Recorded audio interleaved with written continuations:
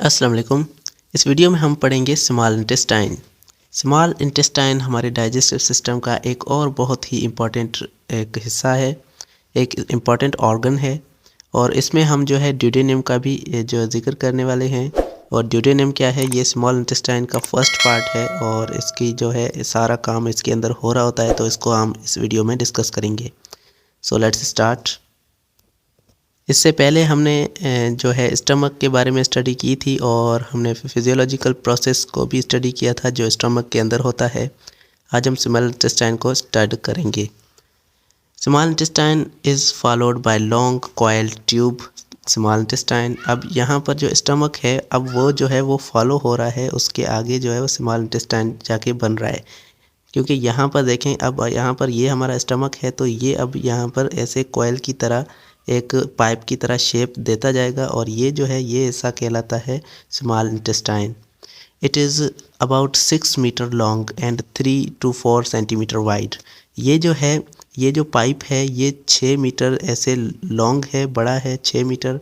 और इसकी जो हमारे पास डायामीटर है या फिर कहें कि ये वाइड कितना है, तो ये 3 से 4 सेंटीमीटर तक ये वाइड है। It can be divided into 3 main regions. ये जो है 3 रीजन्स में डिवाइड किया जा सकता है। इसके 3 हिस्से हैं, ऐसा भी कह सकते हैं। सबसे पहला हिस्सा है ड्यूडेनियम। ड्यूडेनियम इसका पहला हिस्सा है जो स्टमक के बाद स्टार्ट होता है और ऐसे इसकी तरफ जो है वो कर्व होता है। हमारे यहाँ पर जो है ये मिसाल के तौर पे स्टमक है, तो यहाँ से ये जो हिस्सा हमारा है ये ड्यूडेनियम कहलाता है। उसके बाद जेजेनियम और इलियम, ये 2 इसके हिस्से हैं जो पाइप हैं जो 2 हिस्सों में डिवाइड किए गए हैं। The small intestine is overall involved in completing the process of digestion and also process of absorption.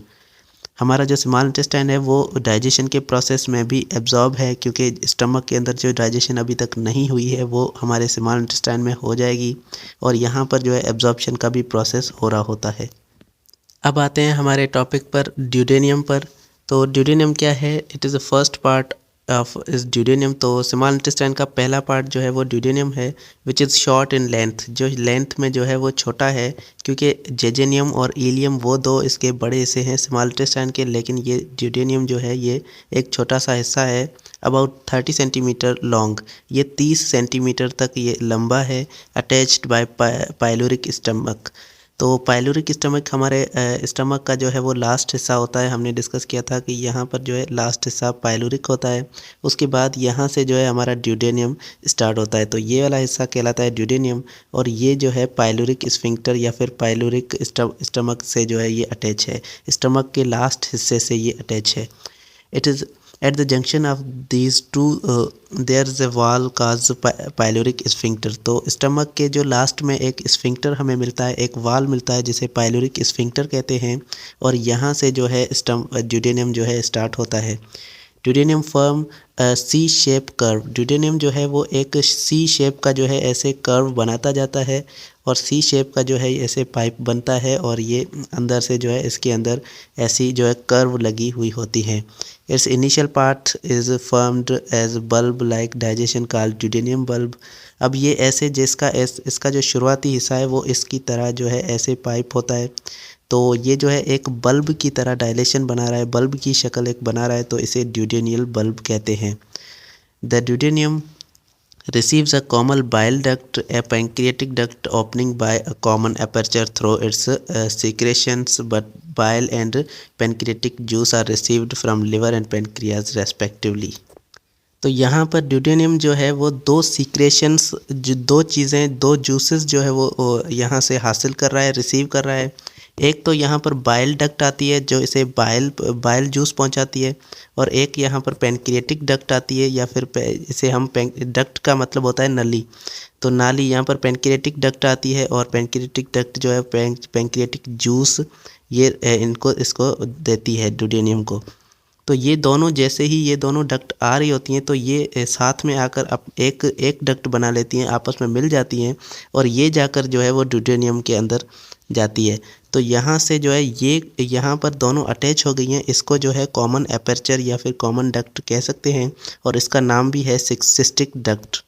तो यहाँ पर इसे 2 चीज़ें मिल रही हैं, एक बाइल जूस, एक पैंक्रिएटिक जूस। बाइल जूस जो है वो लिवर से बाइल डक्ट लेकर आ रही है, लिवर से लेकर आ रही है। और हमारे पास पेनक्रियाटिक जो जूस है वो पेनक्रियाज से लेकर आ रही है पेनक्रियाटिक डक्ट। तो ये हमारे पास यहाँ पर लिखा हुआ था, the bile is formed by liver. Bile जो है वो लिवर के दौरान बनाई जाती है, लिवर जो है वो बाइल जूस बनाता है। And stored in gall bladder, और यहाँ पर एक हमारे पास छोटा सा हिस्सा होता है, एक छोटा सा ऑर्गन होता है जिसे गाल ब्लेडर कहते हैं। और गाल ब्लेडर जो है ये लिवर के पास में ही अटैच होता है, तो बाइल जूस बनकर इस गाल ब्लेडर के अंदर स्टोर होता है। The stimulation of gall bladder to release bile is take place by peptide hormone of duodenum. तो ड्यूटेनियम के अंदर एक हार्मोन भी रिलीज़ होता है जिसका नाम है पेप्टाइड हार्मोन। और ये ड्यूटेनियम के अंदर जैसे ही रिलीज़ होगा तो ये जाकर गाल ब्लेडर को बताएगा, गाल ब्लेडर को स्टिमुलेट करेगा ताकि वो अपनी जो है बाइल जूस को सीक्रेट करे। The cholecystokinin which also plays a role in pancreatic stimulate to secrete pancreatic juice. और यहाँ पर एक और हार्मोन है कोलिसिस्टोकाइनिन, इसका नाम है कोलिसिस्टोकाइनिन। और ये कोलिसिस्टोकाइनिन इसका काम ये है कि ये जाकर पेनक्रियाटिक जूस को, पेनक्रियाज को जो को स्टिमुलेशन करेगा, पेनक्रियाज को स्टिमुलेट करेगा, उसको बताएगा ताकि वो जो है पेनक्रियाटिक जूस को सीक्रेट करे। तो यहाँ पर जो है दो चीज़ें सीक्रेट हो रही थी, एक बाइल और एक पेनक्रियाज जूस, पेनक्रियाटिक जूस। और पेनक्रियाटिक जूस जो है वो इसके दौरान हमारे पास कोलिसिस्टोकाइनिन जो है उसको स्टिमुलेट कर रहा था, और यहाँ पर पेप्टाइड जो हार्मोन है वो स्टिमुलेट कर रहा था बाइल जूस की सीक्रेशन को। उसके बाद upon the stimulation of gall bladder bile is released into the cystic duct.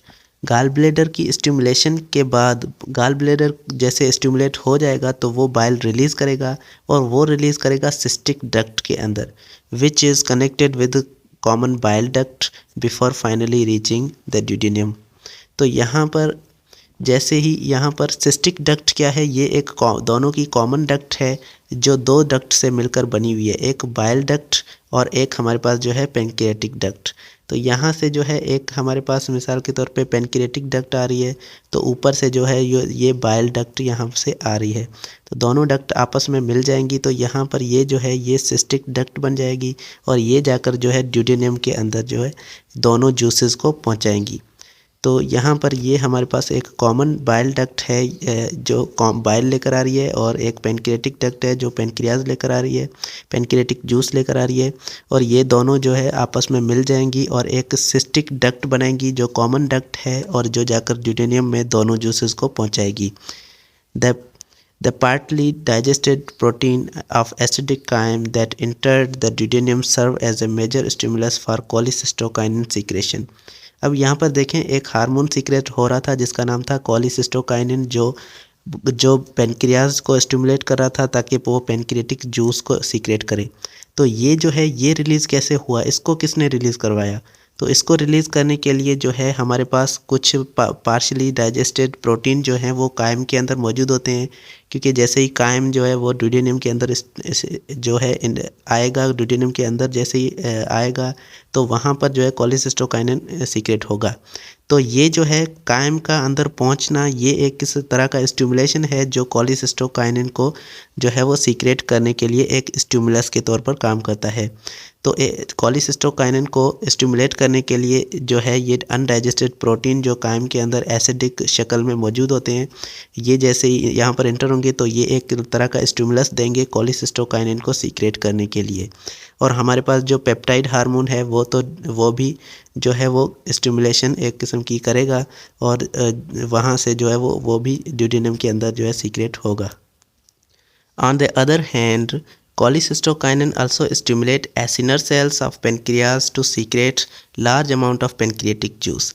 और यहाँ पर जो है कोलिसिस्टोकाइनिन हमारे पास जो है पेनक्रियाटिक जूस को सीक्रेट होने के लिए जो है स्टिमुलेशन दे ही रहा था, लेकिन एक और भी काम करता है कि ये एसिनर सेल्स जो पेनक्रियाज के अंदर एक तरह के सेल्स मौजूद होते हैं जिसका नाम है एसिनर सेल्स, और इन सेल्स को भी ये स्टिमुलेट करता है ताकि वो ज़्यादा अमाउंट जो है पेनक्रियाटिक जूस का बनाएं और सीक्रेट करें। ये एसिनर सेल्स पेनक्रियाज के अंदर पेनक्रियाटिक जूस को बना रहे होते हैं, तो इनको भी ये जो है कोलिसिस्टोकाइनिन बता देता है कि ताकि ये ज़्यादा अमाउंट में पेनक्रियाटिक जूस को सीक्रेट करें।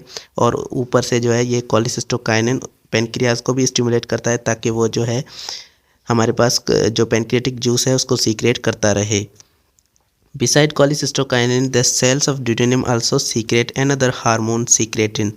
तो cholecystokinin के अलावा हमारे पास जो है ड्यूडेनियम की जो वाल्स हैं, ड्यूडेनियम के जो सेल्स हैं, वो एक और तरह का भी हार्मोन सीक्रेट करते हैं जिसका नाम है secretin hormone, which act upon the pancreas to secrete water and bicarbonate ion।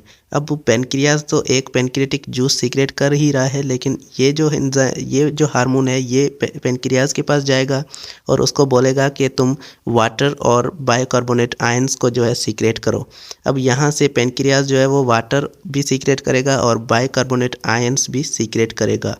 After that the pancreatic juice is flushed out into the duodenum. जैसे ही पेनक्रियाटिक जूस जो है ड्यूडेनियम के अंदर फ्लश आउट होगा, अंदर आएगा, the bicarbonate ion neutralize that turn it acidic chyme into alkaline. अब जो काइम जो आया है हमारा स्टमक से ड्यूडेनियम के अंदर जो काइम आया है उसको ये बाइकार्बोनेट आयन जो है वो अब पहले वो एसिडिक था, अब उसको एसिडिक से कन्वर्ट कर देंगे अल्कलाइन में, मतलब बेसिक में।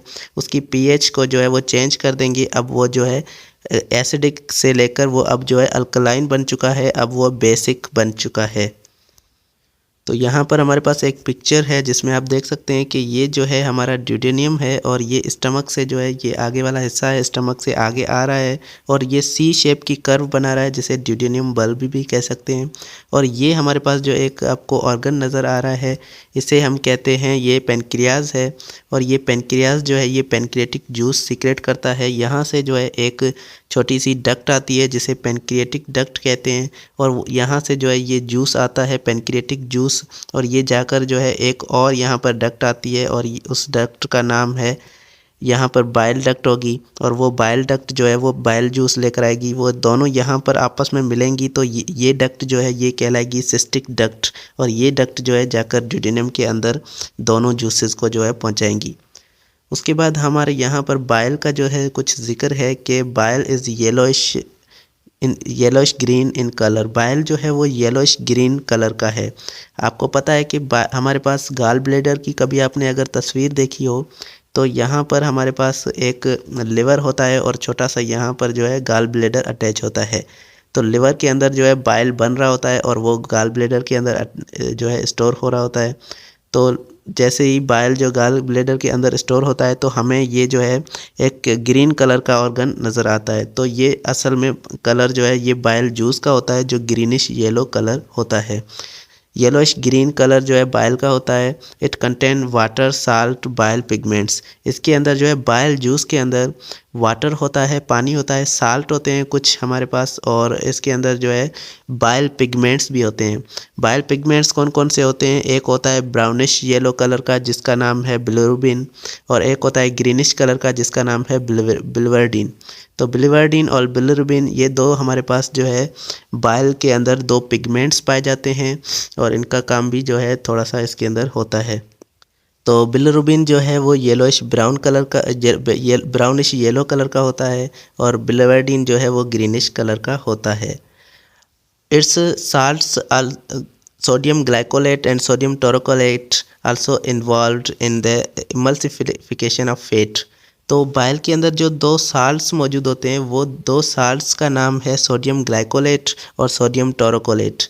तो सोडियम टोरोकोलेट और सोडियम ग्लाइकोलेट ये दो साल्ट्स बाइल जूस के अंदर मौजूद होते हैं और इनका जो काम है वो है इमल्सिफिकेशन ऑफ फैट। फैट को ये इमल्सिफाई करेंगे, फैट को जो है ये डाइजेस्ट करेंगे, फैट को ये ब्रेक डाउन करेंगे। There is no enzyme in bile. Bile के अंदर जो है वो कोई भी एंजाइम नहीं पाया जाता। बाइल एक जूस है, जूस के अंदर कोई भी एंजाइम इसके अंदर नहीं पाया जाता। The bile pigments have nothing to do with the process of digestion. Bile के पिगमेंट्स का जो है वो डाइजेशन के अंदर कोई भी काम नहीं होता। हमारे खाने के हाजमे के अंदर बाइल के जूस का जो है वो कोई भी बाइल के पिगमेंट्स का कोई भी काम नहीं होता। सिर्फ यहाँ पर जो है वो साल्ट्स का काम होता है कि वो फैट को जो है वो डाइजेस्ट करेंगे। They are formed as excretory product of worn out of RBC. अब ये बाइल पिगमेंट्स क्यों बने? जब यहाँ पर हमारे पास आरबीसी जो हैं वो एक्सक्रीट हो जाते, जो वो जब वर्न आउट हो जाते हैं, मतलब वो जो ख़राब हो जाते हैं आरबीसी, अब वो उनको जो है हमें बॉडी से बाहर एक्सक्रीट करना है, बॉडी से बाहर निकालना है, तो वो आकर यहाँ पर स्टोर हो जाते हैं बाइल जूस के अंदर और पिगमेंट्स का जो है शक्ल अख्तियार कर लेते हैं। अब उनको जो है वो बाहर निकालना है, तो वो आकर खाने के साथ हमारे मिल जाएंगे और लास्ट में जो है उसको हम एक्सक्रीट करेंगे, तो ये जो है ये सेल्स भी एक्सक्रीट हो जाएंगे, मतलब ये पिगमेंट्स भी जो है वो एक्सक्रीट हो जाएंगे। उसके बाद pancreatic juice contain inactive enzyme trypsin. अब बाइल जूस के अंदर कोई भी एंजाइम नहीं था, लेकिन पेनक्रिएटिक जूस के अंदर जो है वो एक एंजाइम है ट्रिप्सिनोजिन। अब ये एंजाइम जो है इनएक्टिव है। जैसे हमारे पास एंजाइम था पेप्सिनोजिन, पेप्सिनोजिन क्या था, इनएक्टिव एंजाइम था और उसको जो है वो कन्वर्ट किया गया था पेप्सिन में, और उसके बाद जो है वो पेप्सिन ने जो है वो डाइजेशन की थी, हमारे पास जो प्रोटीन की डाइजेशन की थी। अब यहाँ पर जो है पेनक्रिएटिक जूस के अंदर भी एक एंजाइम है ट्रिप्सिनोजिन। अब ये भी जो है वो एक इनएक्टिव एंजाइम है which is converted into active trypsin. अब इसको भी जो है वो ट्रिप्सिन में एक्टिव एंजाइम में कन्वर्ट किया जाएगा, जिसका नाम है trypsin, by the action of enterokinase enzyme secreted by the duodenum. और ड्यूडेनियम के अंदर जो है वो एक दूसरा एंजाइम सीक्रेट होता है जिसका नाम है एंटीरोकाइनेज एंजाइम। अब ये एंटीरोकाइनेज एंजाइम जो है ट्रिप्सिनोजिन को कन्वर्ट कर देगा ट्रिप्सिन में, उसके बाद जो है वो ट्रिप्सिन अपना काम करेगा। तो यहाँ पर जो है वो एक एंजाइम हमारे पास ड्यूडेनियम के अंदर सीक्रेट हो रहा है एंटीरोकाइनेज एंजाइम, और जो पेनक्रिएटिक में सीक्रेट होने वाले एंजाइम ट्रिप्सिनोजिन, पेनक्रिएटिक जूस के अंदर जो एंजाइम मौजूद है ट्रिप्सिनोजिन, और उस ट्रिप्सिनोजिन को कन्वर्ट कर देगा ट्रिप्सिन के अंदर। The trypsin acts on proteins and peptones to break down them into the short chain polypeptides। तो यहाँ पर जो है ट्रिप्सिन जो है प्रोटीन को डाइजेस्ट करेगा, और प्रोटीन के अंदर भी जो है पेप्टोन्स जो मौजूद हैं, जो पेप्सिन हमारे पास था उसने कन्वर्ट किया था पेप्टोन्स में। अब उन पेप्टोन्स को जो है ये ब्रेक डाउन करके छोटे छोटे पॉलीपेप्टाइड्स के अंदर तोड़ देगा। एनदर प्रोटीओलाइटिक एंजाइम काइमोट्रिप्सिन, यहाँ पर एक और एंजाइम होता है chymotrypsin in the pancreatic juice convert season into the short chain amino acids. अब यहाँ पर जो है ये भी एक मिल्क प्रोटीन था, सीजिन हमारे पास एक मिल्क प्रोटीन था जिसको जो है काइमोट्रिप्सिन ने कन्वर्ट कर दिया है अमाइनो एसिड्स में छोटे छोटे। तो ये छोटे बच्चों के अंदर ये जो है एक किस्म का प्रोटीन पाया जाता है जो मिल्क पीने की वजह से आता है। तो मिल्क पीने की वजह से ये जो प्रोटीन आता है इसको डाइजेशन जो है वो कीमोट्रिप्सिन कर रहा होता है और इसको जो है अमाइनो एसिड्स के अंदर तोड़ देता है। The other enzyme pancreatic act upon the starch and glycogen to break down into maltose, a disaccharide। तो यहाँ पर दूसरे जो एंजाइम्स हैं वो क्या करेंगे, वो स्टार्च और ग्लाइकोजन जो हमारे पास मौजूद होगा खाने के अंदर उसको जो है वो ब्रेक डाउन करेंगे, उनको तोड़कर जो है माल्टोज के अंदर तोड़ देंगे। स्टार्च जो है ये एक बड़ा मॉलिक्यूल है, मतलब एक पॉलीसेक्राइड है, और इस पॉलीसेक्राइड को जो है ये तोड़ देंगे एक डाइसेक्राइड के अंदर जिसका नाम है माल्टोज। तो स्टार्च यहाँ पर टूटेगा माल्टोज के अंदर। उसके बाद लाइपेज एक और एंजाइम जो है वो क्या करेगा, lipase of the pancreatic juice break down emulsified fat into fatty acid and glycerol. तो लाइपेज क्या है, ये हमें पता है कि लाइपेज हमेशा लिपिड पर एक्ट करता है। तो यहाँ पर ये जो है फैटी एसिड जो हमारे पास फैट जो है, फैट क्या है, एक किस्म का लिपिड है। तो यहाँ पर इमल्सिफाइड जो फैट है जिसको इमल्सिफिकेशन की थी हमारे पास जो हमारे पास साल्ट थे, जो साल्ट जो उन्होंने जो है फैट को इमल्सिफाई कर दिया है। अब यहाँ पर जो है लिपेज इन पर एक्ट करेगा फैट पर, उनको फैटी एसिड और ग्लिसरॉल के अंदर तोड़ देगा। This completes the digestion of fat into small intestine. अब यहाँ पर जो है इससे जो है स्मॉल इंटेस्टाइन के अंदर फैट की डाइजेशन जो है वो कंप्लीट हो चुकी है। The duodenum contain specific Brunner's gland. Duodenum के अंदर जो है वो छोटे छोटे स्पेसिफिक ग्लैंड्स होते हैं जिनका नाम है बर्नर्स ग्लैंड।